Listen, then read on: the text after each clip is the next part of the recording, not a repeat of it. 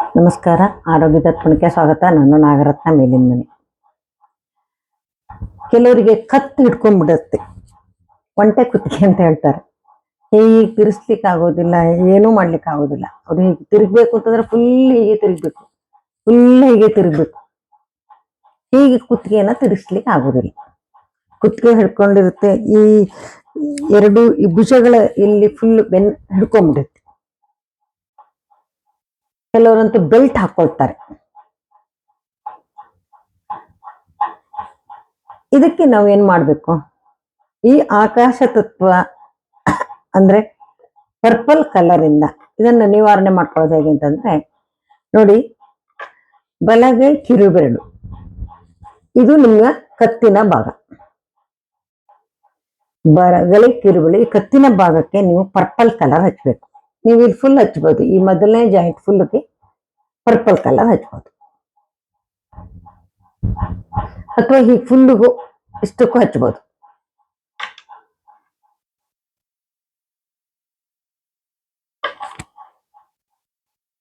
ಈ ತರ purple colour ಹಚ್ಚಿದಾಗ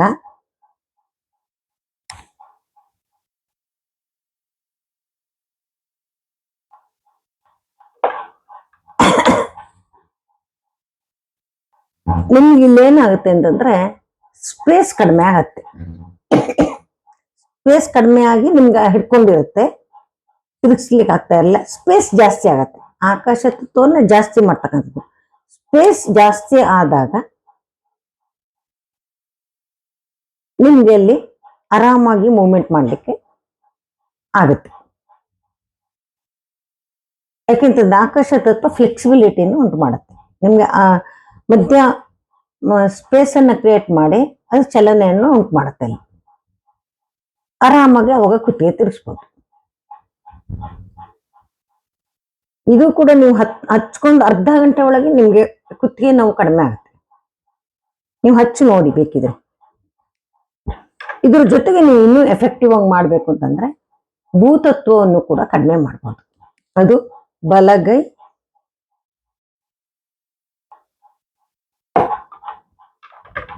ಉಂಗುರದ ಬೆರಳು ಈ ಕುತ್ತಿಗೆ ಜಾಯಿಂಟಿಗೆ ನೀವು ಆರೆಂಜ್ ಕಲರ್ ಹಚ್ಚಿದಾಗ ಅಲ್ಲಿ ಭೂತತ್ವ ಕಡಿಮೆ ಆಗುತ್ತೆ. ಆಕಾಶ ತತ್ವವನ್ನು ಕಡಿಮೆ ಮಾಡಿ ಭೂತತ್ವವನ್ನು ಕಡಿಮೆ ಮಾಡಿ. ಭೂತತ್ವ ಏನಾಗುತ್ತೆ? ಭೂತತ್ವ ಹಿಡ್ಕೊಳ್ಳುತ್ತಲ್ವಾ, ಆ ಹಿಡ್ಕೊಂಡಿದ್ದನ್ನ ಬಿಡಿಸುತ್ತೆ. ಈ ಪರ್ಪಲ್ ಕಲರ್ ಹಚ್ಚಿ ನಿಮ್ಗೆ ನಾನು ಹೇಳಿದ್ರೆ ಅರ್ಧ ಗಂಟೆ ಒಳಗಡೆ ನಿಮ್ಗೆ ಆ ಕುತ್ತಿಗೆಯಲ್ಲಿ ಹಿಡ್ಕೊಂಡಿರೋದು, ಕುತ್ತಿಗೆ ನೋವು ಬಂದಿರೋದು ಎಲ್ಲ ಕಡಿಮೆ ಆಗುತ್ತೆ. ಇದನ್ನು ಕೂಡ ನೀವು ಹಗಲು ಹೊತ್ತು ಹಚ್ಚಿ 4 ಗಂಟೆಗಳ ಕಾಲ ಹಚ್ಚಿ ಒಂದು 2-3 ದಿನ ಹಚ್ಚಿ ನಿಮ್ಗೆ ಕಂಪ್ಲೀಟ್ ಫ್ರೀ ಆಗಿದೆ, ಚೆನ್ನಾಗಾಗಿದೆ ಅಂತಂದ್ರೆ ಮತ್ತೆ ಹಚ್ಚಕ್ ಹೋಗ್ಬೇಡಿ. 1 ವಾರ ಬಿಡಿ. ಮತ್ತೊಂದು ಚೂರು ಎಲ್ಲೋ ಹಿಡ್ಕೊಂಡಂಗೆ ಆಗ್ತಾ ಇದೆ, ಈ ತಿರ್ಸ್ದಾಗ ಎಲ್ಲೋ ನೋವು ಆಗ್ತಾ ಇದೆ, ಒಂಚೂರು ತಿರುಗ್ಲಿಕ್ಕೆ ಕಷ್ಟ ಆಗ್ತಾ ಇದೆ, ಕುತ್ತಿಗೆ ಎಲ್ಲ ಆಡ್ಸಕ್ ಕಷ್ಟ ಆಗ್ತಾ ಇದೆ ಅಂತ ಅನ್ಸಿದ್ರೆ ಆವಾಗ ವಾರಕ್ಕೆ 1 ಸಲ ಅಥವಾ 2 ಸಲ ಇನ್ನೊಂದು 2 ವಾರ ಇದನ್ನ ಹಚ್ಚಿ. ಆಗ ನಿಮ್ಮ ಈ ಕುತ್ತಿಗೆ ಹಿಡ್ಕೊಂಡಿದ್ದೆಲ್ಲ ಬಿಡುತ್ತೆ. ಯಾವುದೇ ಭಾಗದಲ್ಲಿ ಕೂಡ ತುಂಬಾ ಹಿಡ್ಕೊಳ್ಳೋದು ಅಂತಂದ್ರೆ ಏನು? ಅಲ್ಲಿ ಸ್ಪೇಸ್ ಕಡಿಮೆ ಆಗಿದೆ, ಒಂದಕ್ಕೊಂದಕ್ಕೆ ಹೀಗೆ ಅಂಟ್ಕೊಂಡಿದೆ. ಇದು ಫ್ಲೆಕ್ಸ್ ಆಗಿ ತಿರುಗ್ತಾ ಇಲ್ಲ, ಫ್ಲೆಕ್ಸಿಬಿಲಿಟಿ ಇಲ್ಲ. ಮಾಂಸಖಂಡಗಳೇ ಆಗ್ಲಿ ಅಥವಾ ಎಲುಬುಗಳ ಮಧ್ಯಗಳಲ್ಲೇ ಆಗ್ಲಿ, ಈ ಫ್ಲೆಕ್ಸಿಬಿಲಿಟಿ ಇಲ್ಲದೆ ಇದ್ದಾಗ ಹೀಗೆ ಒಂದಕ್ಕೊಂದು ಜಾಮ್ ಆಗ್ಬಿಟ್ಟಾಗ ಅದು ಅಲ್ಲಿ ಮೂವ್ಮೆಂಟ್ ಬರೋದಿಲ್ಲ. ಅಲ್ಲಿ ನಾವು ಸ್ವಲ್ಪ ಅದನ್ನ ಈಸಿ ಜಾಗವನ್ನ ಮಾಡಿಕೊಟ್ಟಾಗ ಅದಕ್ಕೆ ಮಧ್ಯಕ್ಕೆ ಅದಕ್ಕೆ ಮೂವ್ಮೆಂಟ್ ಚೆನ್ನಾಗಿ ಬರುತ್ತೆ. ಅದ್ರ ಜೊತೆಗೆ ಎಫೆಕ್ಟಿವ್ ಆಗಿ ಮಾಡ್ಲಿಕ್ಕೆ ಭೂತತ್ವವನ್ನು ಚೂರು ಸೇರಿಸಿದಾಗ,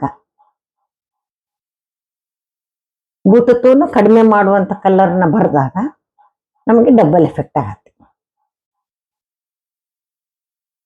ನಿಮ್ಗೆ ಯಾರಿಗೂ ಈ ತರ ಕತ್ತು ನೋವು ಇದ್ರೆ ಮಾಡಿ ವಾಸಿ ಮಾಡ್ಕೊಳ್ಳಿ. ಮತ್ತು ಈ ಬೆಳಗಿನಿಂದ ಸಂಜೆ ಅವರಿಗೆ ಕಂಪ್ಯೂಟರ್ ಅಲ್ಲಿ ಕುತ್ಕೊಂಡು ಕೆಲಸ ಮಾಡ್ತಾರೆ ನೋಡಿ, ಅವರಿಗೆ ಪದೇ ಪದೇ ಈ ಕತ್ತು ನೋವು ಬರುತ್ತೆ.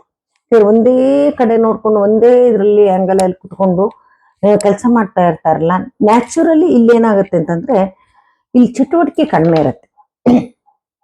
ಯಾವುದೇ ಪಾರ್ಟ್ಸ್ ತಗೊಳ್ಳಿ, ನಾವು ಯಾವುದೇ ಮಿಷಿನರಿ ಪಾರ್ಟ್ಸ್ ತಗೊಳ್ಳಿ, ವೆಹಿಕಲ್ ಅಲ್ಲಿ ಎಲ್ಲ ತಗೊಳ್ಳಿ, ಚಲನೆ ಕಡಿಮೆ ಇದ್ದಾಗ ಅದು ಕೊನೆಗೆ ಅಂತ ಅಲ್ಲಿ ಜಾಮ್ ಆಗ್ಬಿಡುತ್ತೆ. ನೀವು ಬಾಟ್ಲಿ ಮುಚ್ಚಳವನ್ನೇ ತಗೊಳ್ಳಿ, ನಾವು ಪದೇ ತೆಗೆದು ಹಾಕಿ ಮಾಡ್ತಾ ಇರ್ತೀವಿ, ಆ ಬಾಟ್ಲಿ ಮುಚ್ಚಳ ಸರಿ ಇರುತ್ತೆ. ನೀವು 6 ತಿಂಗಳು ಬಾಟ್ಲಿ ಮುಚ್ಚಳವನ್ನೇ ತೆಗೆದೇ ಇರಿ, ಮತ್ತೆ ತೆಗೆಯುವಾಗ ಗಟ್ಟಿಯಾಗಿರುತ್ತೆ, ಅಂಟ್ಕೊಂಡ್ಬಿಟ್ಟಿರುತ್ತೆ, ಹಿಡ್ಕೊಂಡ್ಬಿಟ್ಟಿರುತ್ತೆ. ಅಂದ್ರೆ ಅಲ್ಲಿ ಚಲನೆ ಇಲ್ಲ. ಹೌದಲ್ವಾ? ದಿನನಿತ್ಯ ನಾವು ಮಾಡೋ ಕೆಲಸದಲ್ಲಿ ಏನ್ ಮಾಡ್ತೀವಿ ಅದನ್ನ ನಾವು ಗಮನಿಸ್ತಾ ಬಂದಾಗ ಅದೇ ನಮ್ಮ ದೇಹದಲ್ಲೂ ಆಗುತ್ತೆ. ಹೇಗ ಆ ಬಾಟ್ಲಿ ಮುಚ್ಚಳವು ಆ ಕಡೆ ತಿರುಗೋದಿಲ್ವೋ, ಜಾಮ್ ಆಗಿ ಕುತ್ಕೊಂಡ್ಬಿಟ್ಟಿರುತ್ತಲ್ವಾ, ನಾವು 6 ತಿಂಗಳು ಉಪಯೋಗಿಸ್ಲಿಲ್ಲ ಅಂತಂದ್ರೆ, ಅದೇ ತರ ನಮ್ಮ ಕತ್ತಿಗೂ ಕೂಡ ಚಟುವಟಿಕೆ ಇಲ್ಲದಾವ, ಅದಕ್ಕೊಂದು ಎಕ್ಸರ್ಸೈಸ್ ಇಲ್ಲದಾವ ಈ ತರ ಕತ್ತಿ ಹಿಡ್ಕೊಳ್ಳೋದು. ಅಥವಾ ಫ್ರೋಜನ್ ಶೋಲ್ಡರ್ ಬೇರೆದಕ್ಕೂ ಆಗುತ್ತೆ. ಫ್ರೋಜನ್ ಶೋಲ್ಡರ್ ಆದಾಗ್ಲೂ ಅಷ್ಟೇನೆ, ನೀವು ಈ ತರ ಎಕ್ಸರ್ಸೈಸ್ ಗಳನ್ನ ಮಾಡಿ, ಫ್ರೋಜನ್ ತಿರುಗೋದನ್ನ ಪ್ರತಿ ದಿವಸ ಮುಂದೆ ಹಿಂದೆ ತಿರುಗಿಸಿ ಕೈನ ದಿನಾಗ್ಲೂ ಒಂದು 10 ಸಲ 20 ಸಲ ಮಾಡಿದ್ರು ಸಾಕು. 2 ಕೈ ಕುತ್ತಿಗೆ ಕುಷ್ಟೇನೆ, ನೀವು ಕುತ್ತಿಗೆ ಮಾಡ್ತಕ್ಕಂಥ ಈ ತರ ತಿರುಗಿಸೋದು, ಈ ಕುತ್ತಿಗೆ ತಿರುಗಿಸ್ತಕ್ಕಂಥ ವ್ಯಾಯಾಮವನ್ನು ಮಾಡಿದಾಗ ಈ ಕುತ್ತಿಗೆಯಲ್ಲಿ ರಕ್ತ ಸಂಚಾರ ಚೆನ್ನಾಗಾಗತ್ತೆ, ಮತ್ತೆ ಎಲುಬುಗಳು ಏನು ಇರುತ್ತೆ ಅದು ಚೆನ್ನಾಗಿ ಮೂವ್ಮೆಂಟ್ ಆಗ್ತಾ ಇರುತ್ತೆ. ಅಲ್ಲಿ ಚೆನ್ನಾಗಿ ಮೂವ್ಮೆಂಟ್ ಆಗ್ತಾ ಇದ್ದಾಗ ಅದು ಆಕ್ಚುಲಿ ಸುಸ್ಥಿತಿಯಲ್ಲಿ ಕೆಲಸ ಮಾಡ್ತಾ ಇರುತ್ತೆ. ನೀವೇನೂ ಮಾಡ್ಲಿಲ್ಲ, ಹೀಗೆ ಇಟ್ಕೊಂಡಿರ್ತಾರೆ, ಯಾವಾಗ ನೋಡಿ ಹೀಗೆ ಒಂದೇ ತರ ಕಂಪ್ಯೂಟರ್ ಕುತ್ಕೊಂಡು ಕೆಲಸ ಮಾಡ್ತಾರೆ ಬೆಳಗಿಂದ ಸಂಜೆವರೆಗೆ ಅಂತಂದ್ರೆ, ನಿಮ್ ಕತ್ತಿಗೆ ನಿಜವಾಗ್ಲೂ ಅದಕ್ಕೆ ಚಟುವಟಿಕೆ ಇಲ್ಲದೆ ಅದು ತನ್ನ ಕಾರ್ಯವನ್ನ ನಿಧಾನ ಮಾಡುತ್ತೆ, ಅಲ್ಲಿ ಸ್ಟ್ರಕ್ ಆಗತ್ತೆ. ನಿಮ್ಗೆ ಅವಾಗವಾಗ ಬರುತ್ತೆ ಅಂದ್ರೆ ಕಲರ್ ಹಾಕೊಂಡು ಹಸಿ ಮಾಡ್ಕೊಳ್ಳಿ. ನೀವು ಬರದೇ ಇರೋ ಹಾಗೆ ಅದನ್ನ ತಡಿಬೇಕು ಅಂತಂದ್ರೆ ನೀವು ಈ ಎಕ್ಸರ್ಸೈಸ್ಗಳನ್ನು ಪ್ರತಿನಿತ್ಯ ಮಾಡಿ. ಎಷ್ಟೊತ್ತು ಬೇಡ, ಒಂದು 5-10 ನಿಮಿಷ ಸಾಕು. ಪ್ರತಿನಿತ್ಯ ಒಂದು ರೂಢಿ ಮಾಡಿಟ್ಕೊಳ್ಳಿ. ಈ ಕಂಪ್ಯೂಟರ್ ಮೇಲೆ ಬಂದು ಕುತ್ಕೊಳ್ತಾರೆ, ಕುತ್ತಿಗೆ ಎಕ್ಸರ್ಸೈಸ್ ಮಾಡಿ ಒಂದು ಅರ್ಧ ಗಂಟೆಯೋ 1 ಗಂಟೆ ಅಥವಾ 2 ಗಂಟೆಗೋ ಒಂದು 10 ನಿಮಿಷ 5 ನಿಮಿಷ ಲೀಸರ್ ತಗೊಳ್ತಿರಲ್ಲ, ವಿರಾಮ ತಗೊಳ್ತಿರಲ್ಲ, ಆ ಟೈಮಲ್ಲಿ ಕೂಡ ನೀವು ಕುತ್ತಿಗೆಗಳನ್ನ ಈ ತರ ಅಲ್ಲಾಡಿಸ್ಕೊಳ್ಳಿ. ಆಗ ನಿಮ್ಗೆ ಈ ತರ ಕುತ್ತಿಗೆ ಹಿಡ್ಕೊಳ್ಳೋದು ಅಥವಾ ತಿರುಗಿಸ್ಲಿಕ್ಕೆ ಬರೋದಿಲ್ಲ, ಈ ತರದ್ದು ಆಗುತ್ತೆ. ನಿಮ್ಮ ಅಭಿಪ್ರಾಯಗಳನ್ನ ಕಮೆಂಟ್ ಮೂಲಕ ತಿಳಿಸಿ ಮತ್ತು ಚಾನಲ್ನ ಸಬ್ಸ್ಕ್ರೈಬ್ ಮಾಡೋ ಮೂಲಕ ಪ್ರೋತ್ಸಾಹ ನೀಡಿ. ನಿಮ್ಮ ಯಾವುದೋ ಸಮಸ್ಯೆ ಇದ್ರೆ ನನಗೆ ಮೆಸೇಜ್ ಮಾಡ್ಬೋದು ಈ ನಂಬರಿಗೆ 6366310264ಗೆ. ನೀವು ಮೆಸೇಜ್ ಮಾತ್ರ ಮಾಡ್ಬೋದು. ಮೆಸೇಜ್ ಮಾಡಿದ್ರೆ ನಾನು ಅದಕ್ಕೆ ಉತ್ತರ ಕೊಡ್ತೇನೆ. ಅದಕ್ಕೆ ಕೇವಲ 101 ರೂಪಾಯಿ ಮಾತ್ರ ಚಾರ್ಜ್ ಮಾಡ್ತಾ ಇದ್ದೀನಿ. ದಯವಿಟ್ಟು ಸಹಕಾರ. ನಮಸ್ಕಾರ.